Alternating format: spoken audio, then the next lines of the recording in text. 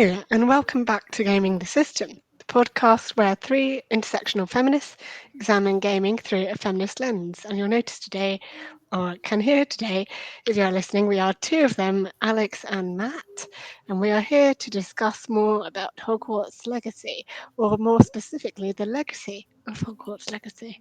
We hope you enjoyed that little play on words there. Matt, what are your general thoughts as we delve into this episode on the legacy? So our cards on the table. Um, Mm. I played about 4 hours, Hmm. and then my heart was thoroughly crushed by Yes. having the probably defining like novel story backbone of my childhood destroyed by Mm. corporate interests. That Yes. it was just I thought it was a I just it was deeply upsetting, deeply upsetting. Um, for Yes. I thought a good way to like look at there's obviously we've done our 2-part episode on um, everything around Hogwarts Legacy Mm. about how like the impact of J.K. Rowling and impact on trans rights, all the physical world impact of it. And so I'm interested to look at the game itself and how, for me, on its own, if Pedro Pascal had made this game, Mm. I would be as equally unimpressed by it. So that's where I'm coming from Hmm. when it comes to it. And for me, I've just been playing. I've kind of stopped recently because there's been a lot of tennis to watch, and listeners might know I'm a big tennis fan, so gaming takes a backseat when there's tennis to watch. But I've reached the point in the game where it's winter. The game has kind of seasonal sections to it. So you start off in late summer, you get to an autumn Halloween stage, then a Christmassy, snowy winter stage, and then I'm assuming spring and summer, but I haven't yet reached that point. And that's where the story progresses through the game. So I suppose you could say I'm roughly like halfway through in terms of um my placement in the story. And I've played just over 50 hours, which is not nothing. Um, and I have been enjoying it for the most part, but I've also been noting some things that I'm less comfortable with, I think.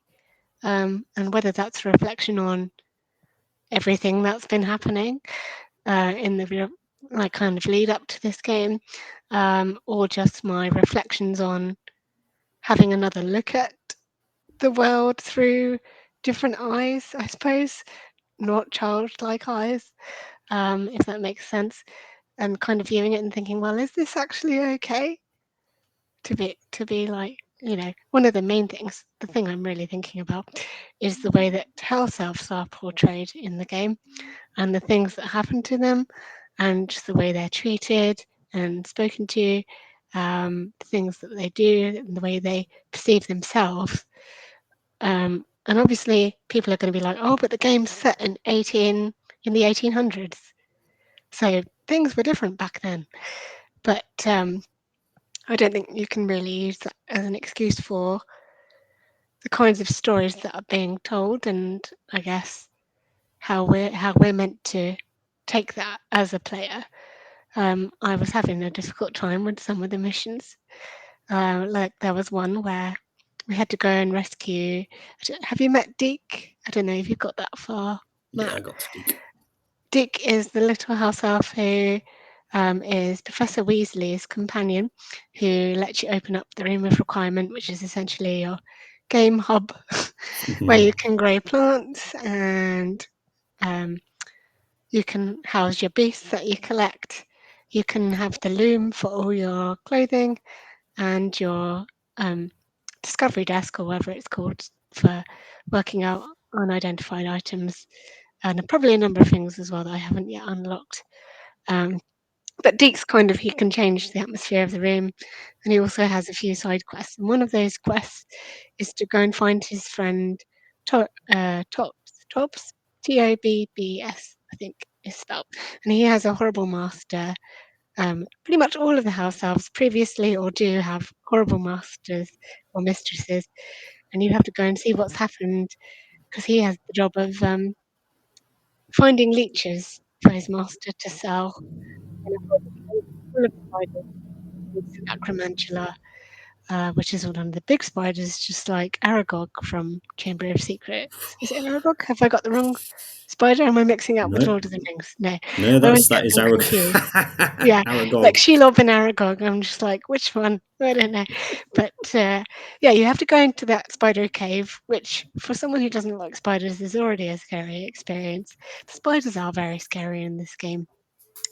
And there's a lot of jump scares, which I didn't enjoy. But you get to the point where you get little traces of Tobbs as you're going through the cave. Then eventually you find Tobbs's dead body Oh at shit! the end of the cave next to a letter where he's like, I must escape, please tell Deke Jesus. that. Yeah, and I'm just like, oh God. And it's his dead body just at the end of the cave. And then you have to go back to Deke and tell him that his friend died. And then Deke's like, oh. And you're just like, oh, this shouldn't be happening. Why do it? Yeah, there's a number of quests which involve death, which, or dead people or finding dead bodies, and nobody seems to really care. They're just like, oh, okay. And then, and then they move on. Um, but yeah, there's another mission that involves a house elf. Um, what's her name? Penny. Penny, the house elf in Hogsmeade. This is when you unlock your shop, and it's a PlayStation exclusive quest. And Penny has been or is being used by uh, Madame Mason, who is the shopkeeper of this haunted shop which has a poltergeist in it. And you have to go in and kind of make a deal with the poltergeist, but it's incredibly scary and there's lots of horror game aspects to it, which again I didn't enjoy as a player because I hate horror games. I had to get Tom to take over at certain points, my other half, because there was a lot of like fading to pitch black and then the lights coming on and being surrounded by horrible mannequins and scary poses and things like that.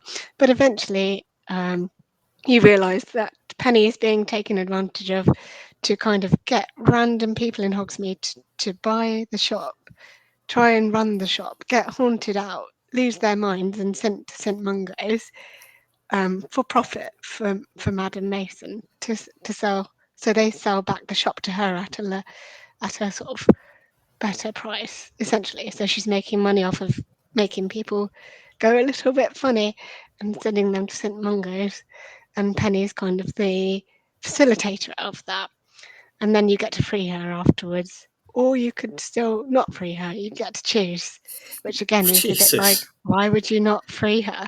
And then she just chooses to work for you anyway. Um, which again is like, okay, sure, I'll have this house elf run my shop for me, I guess. Um, yeah, there's a lot of things where I'm just like, I'm not really okay with that. Uh, Um, yeah, those are my main memories of like the whole. Yeah, there's a lot of things to do with like the different beasts and the different races within the wizarding world that are kind of exhibited, I guess, as would have been the Victorian way of thinking at the time. But I find it quite uncomfortable to deal with. yeah. So straight away. So, Yes. so in the Harry Potter books, it was a dark world, and it got Yeah. darker.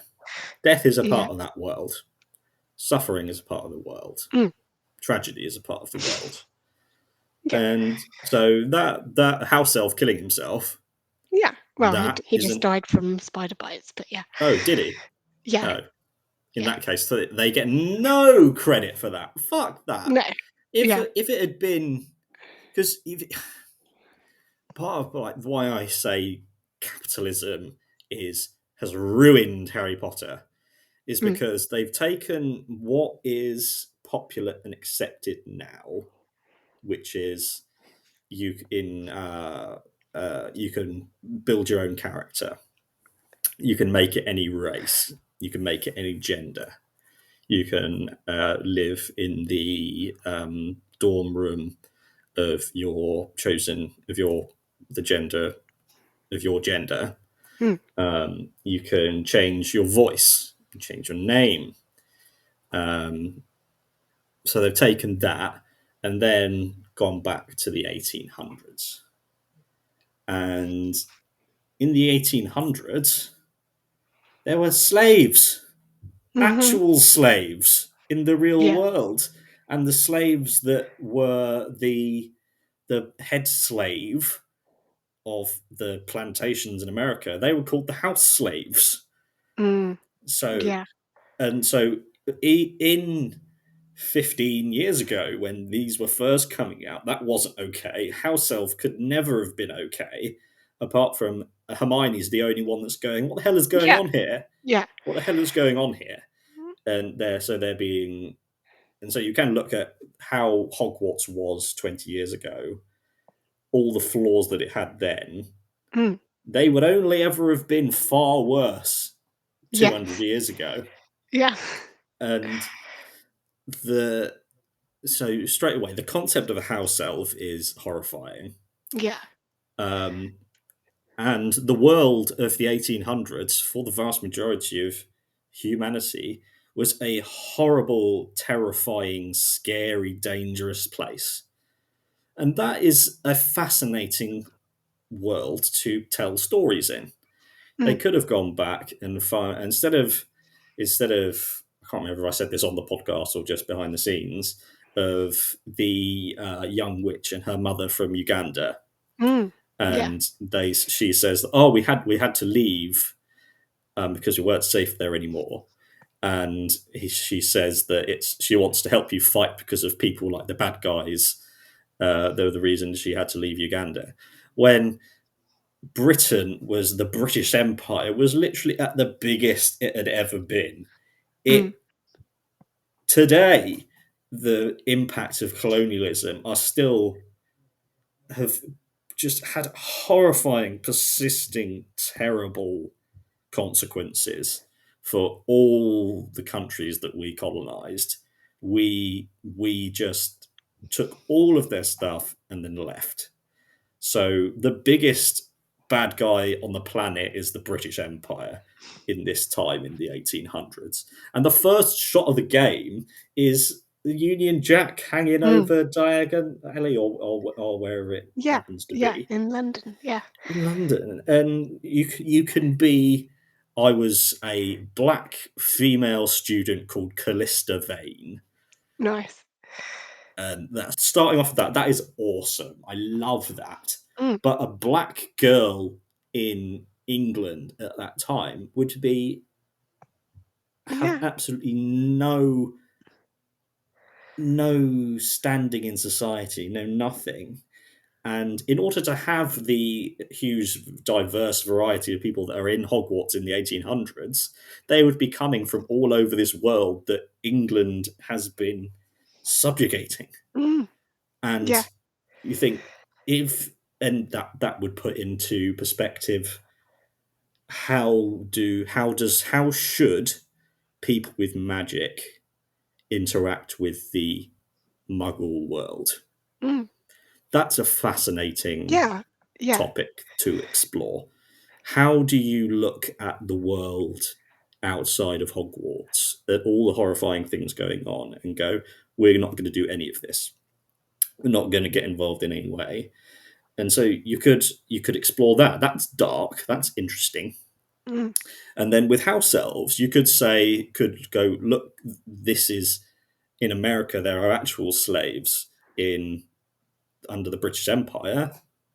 Most people are subjects. Mm. They are servants of people, and you can go through how can we explore this heavy topic Mm. with this, but because it's corporate and capitalism, they've just gone, we'll not talk about anything. No, No, outside. No, no drama, no no. drama, no nothing edgy. We're just going to take what's okay now and put it back. And it's such a millennial game that it's Mm, got. Yeah, I think that's it. The millennial tone of mm. all of it.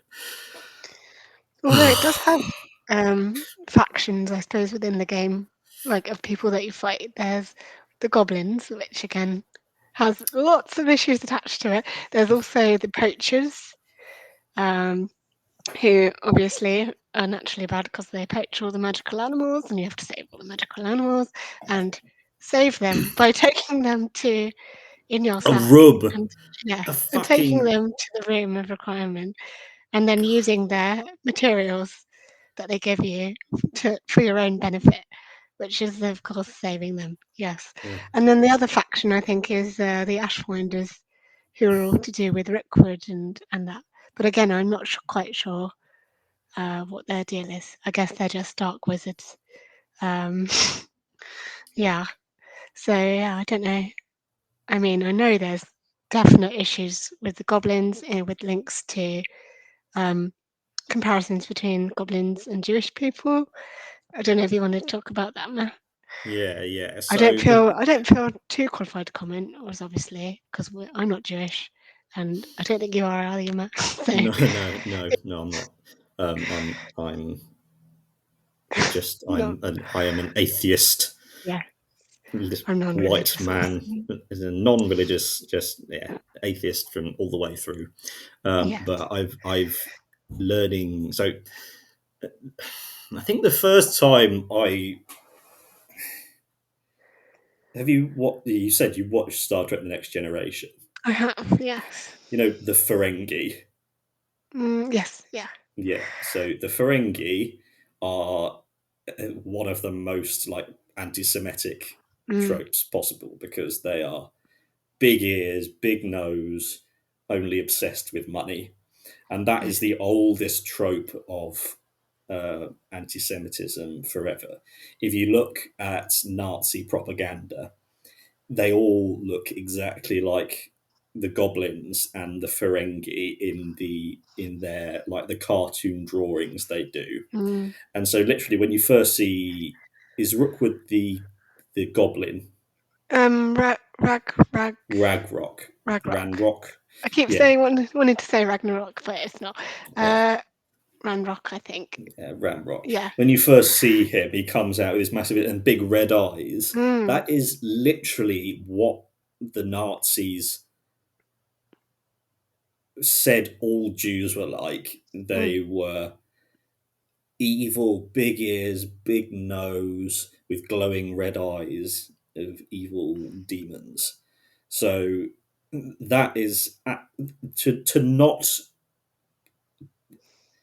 not understand mm. that this was racist 20 years ago. Yeah. The things like house elves and the goblins from this game are exactly the same as they were portrayed 20 years ago in the Yeah. original Yeah. stuff. And so they were awful then, they're awful now. And to completely fail to have any kind of social commentary Mm, on this in the game is just it's fucking I was shocked mm, when I saw his glowing red eyes. That I felt it physically, mm. that impact. And then just every time you see the house elf, just Yeah. Because if they're everywhere at night time. You go around and they're like scrubbing the floors, and then they'll just like apparate away when if you come too close to them. They're all in the kitchens making food. Like you can find them, but they're obviously not meant to be seen or heard. The ones that you're not friends with anyway. But yeah, it's just their presence. It's like they're there, but they're not there. If that makes sense. mm, Um, so they are very much an undertone to the game, I think. Yeah, because they're you can't. It's one thing to have, say, for example, the Horizon franchise, that they have built such a neutral world in it, because there's nothing.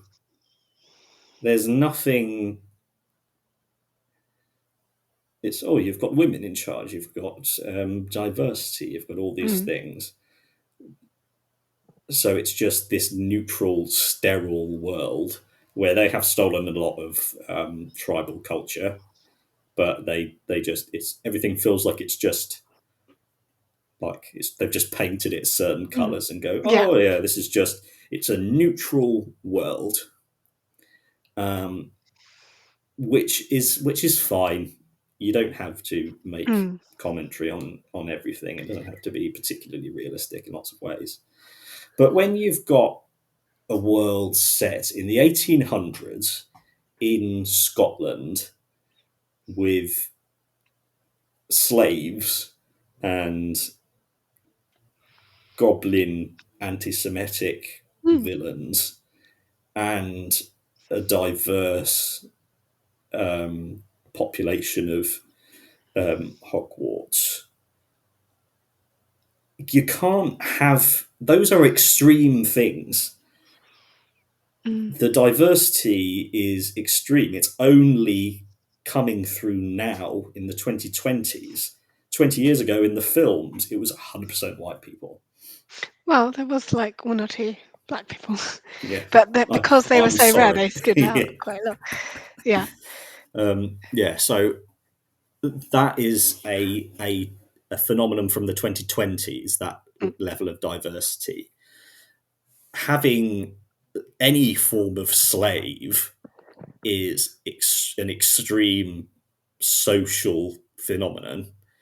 Um, these kinds of anti-Semitic monsters, mm, that's an extreme thing. So you don't get to have a neutral world and have these extreme elements to it. If you want the extreme elements, you've got to make the world up there. Because they could talk yeah. about the British Empire, they could talk about colonialism, they could Mm, talk about the horrifying state that of world that women lived under, mm, having no rights, yeah. and you could have that could be a really interesting world to explore. But corporations said, no, we want to distance ourselves from anything that might be slightly controversial, and also make it just a dumpster fire in terms of game design Mm, as well. yeah. And I'll get on to game design in a minute, but I was just thinking actually a question that occurred to me about like where are all these peoples coming from in the 1800s? When I think about like the class system in Britain at the time, would they have only been coming from rich families? Like surely all the magical families would have had magical ways and means to kind of support themselves and get themselves out of poverty. But then I don't know. Maybe I'm reading too much into it. And also, at what point? Because obviously, education for women would have been like much harder at the time than it would have been for men to be getting in the Muggle world. So how is that being reflected in Hogwarts and in the magical world? Because within the gameplay, you go back through to like I don't know what time period it is. It maybe it's the 1500s. I don't know. I'm just completely guessing. You know, when you go back in the pensive, um, and in that time, there's witches around everywhere, and they have like positions of influence and power. They're professors in the school, and they're from all sorts of different countries, even back in like the earlier time periods. So it just confused me slightly as to why there would be like that's all going fine in the Wizarding world, but in the Muggle world, there's these stark divides based on like class and gender, and obviously women having a much harder time of it. So yeah, it just made me think a bit about that. yeah, that's just even more of the the just we want it to be sterile and Yeah. neutral and have no I mean, you over can wander conflict. around with green hair. Yeah, Like, and it's yeah, just the just having the the philosophical conversation about how people with intrinsic natural power mm, should interact with the muggle world with people without yeah, that, because just having them separate makes no sense. It no, made sense 20 years ago, like in the 21st century, because muggles have technology and medicine and actually have a functioning sophisticated society. mm, But in the very recent past, you say what are the rules of the magical world? yeah, What is their medicine like? What is their social structure like? What is their education like? Their pre Hogwarts education. So you've got to learn to read and write somewhere, yeah, and then yeah, you're completely right. In order to have the diversity that comes with a 2020 plus game, these people don't all come from the same place. They have to come from all over the world. yeah, And the problem is that South America, um, sort of mainland Europe, had colonized them.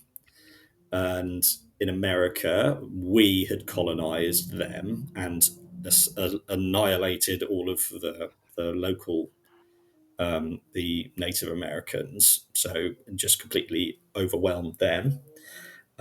So if you wanted to have a Native American character, that's the world they would be coming from. If you were going to have a Latin American character, they're coming from underneath the colonialism.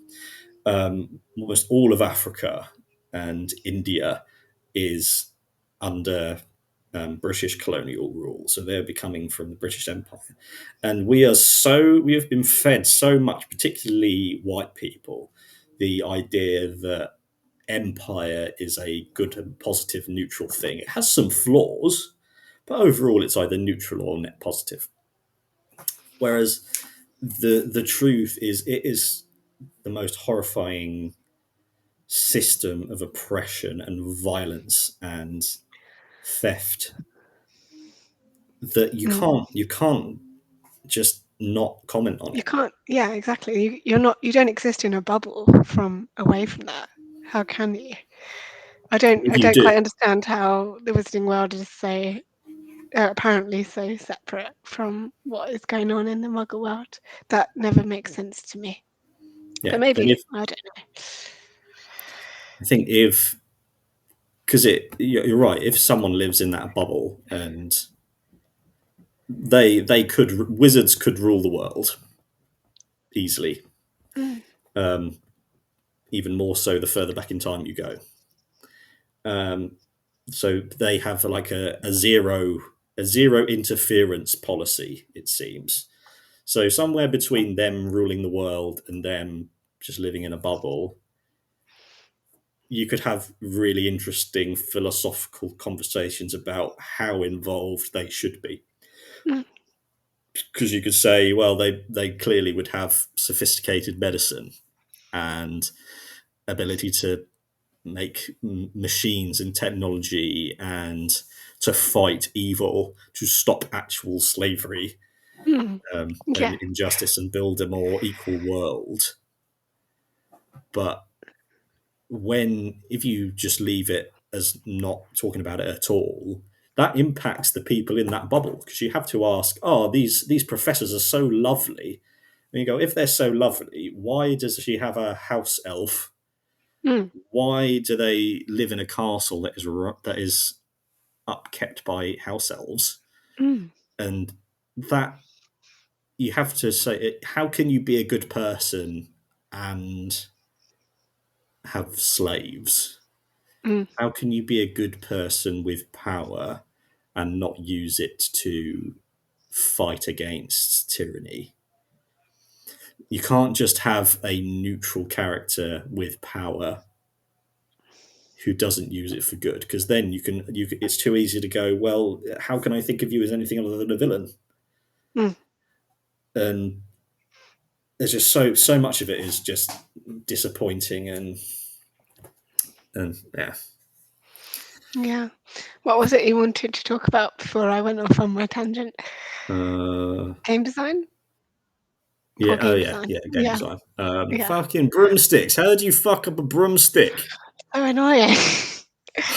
They're so bad. Like initially, like I'm used to it now, but initially I was just like, well, I can't play this game.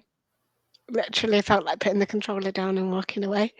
It was that hard to control your broom. I was just like, I don't understand why we need how many buttons was it? Four or five buttons to to fly your broom. Like what? Where did that? Who approved this? I don't understand. It's just terrible.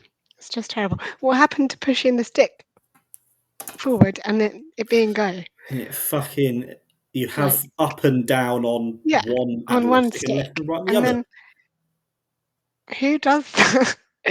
Who does that? And then two ways to speed up on the back triggers. Like very, very curious indeed. God, it's just one of those Not good. things. I just sit back and as I'm learning how actually making games works.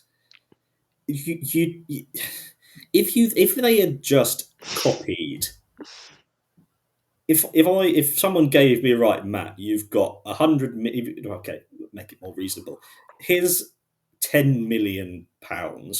Make a Harry Potter game. Mm, You can just go through a list of games you've played and go, oh, the combat in that was brilliant. The flying in yeah. that was brilliant. You just and the menu from this was brilliant. The fucking all of it is brilliant, Mm, and that's just a random person who loved Harry Potter.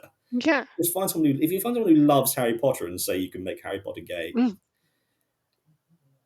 the amount of the years of development, how long they've had for someone to come in and say, why are you flying a broom with like 5 different buttons?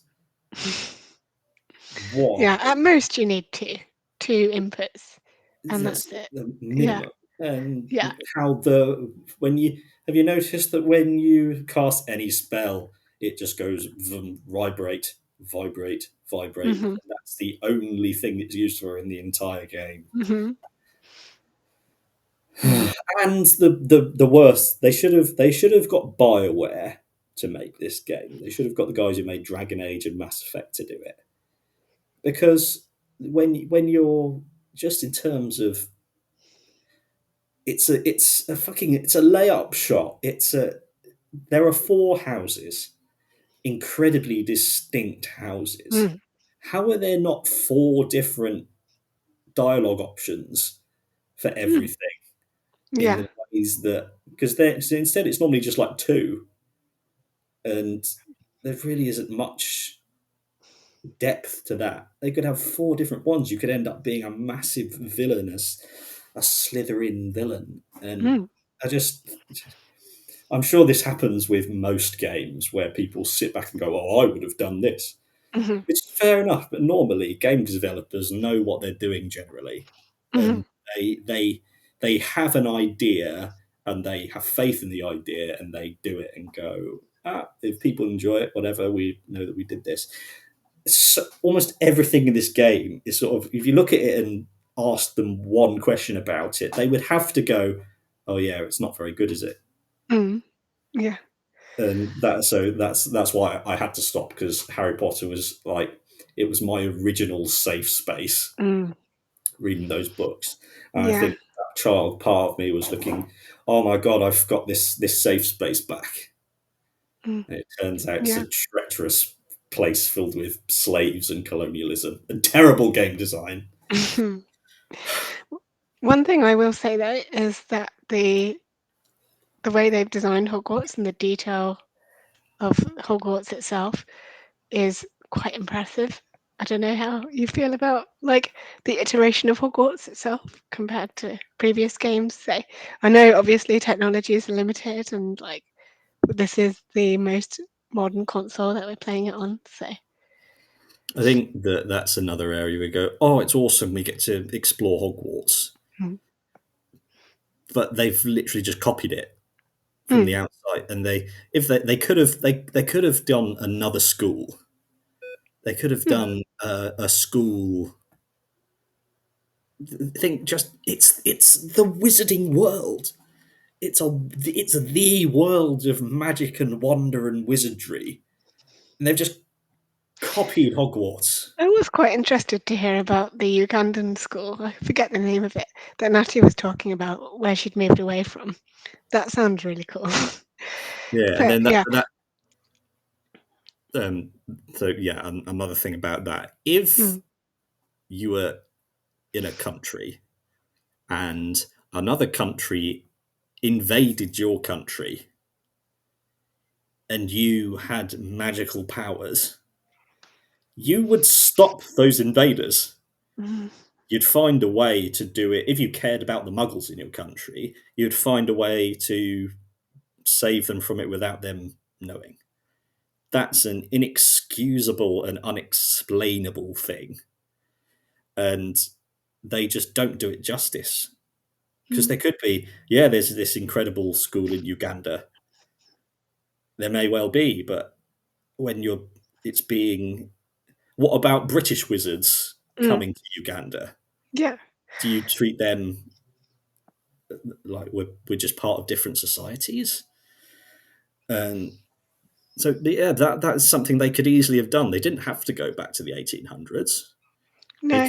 They could have made it in the 70s or Yeah, the that would have 80s, been quite interesting. in a time Go when around with flowers.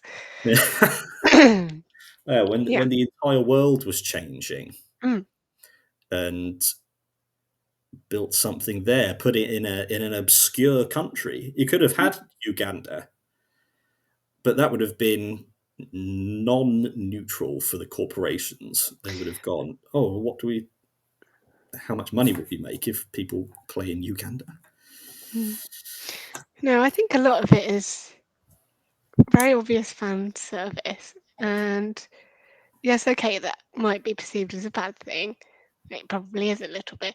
But like, there's a point at which there's a limit to the fan service, if that makes sense.